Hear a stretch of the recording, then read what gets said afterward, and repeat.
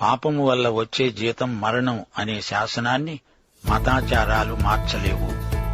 అదే సత్యం ఈ సందర్భంలో మా శ్రోతలు గుర్తించాలి. పాపాన్ని కప్పిపుచ్చుకోవడానికి మతాచారాలు అనే కృత్రిమ వస్త్రాలను కప్పుకొని ప్రయోజనం లేదు. సంస్కరణల ద్వారా పాప సమస్య తీరదు. నూతన జన్మ కావాలి, నూతన వస్త్రాలు కాదు.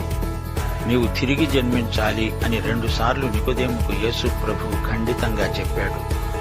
యోహాను సువార్త 3వ అధ్యాయం 7వ వచనం, నీవు కొత్తగా జన్మించాలి. నీలో పాత స్వభావం, పాప స్వభావం ఉన్నది. ఈ పాత స్వభావంతో పరలోకానికి వెళ్లడం జరగదు. పాపి క్రీస్తు దగ్గరికి రావాలి. యేసు శిలువ మీద ఏమి చేశాడో ఆ బలియాగాన్ని అంగీకరించాలి. నీ కోసమై చనిపోయిన యేసును నమ్మడం ద్వారా నీకు పరలోక ప్రవేశం.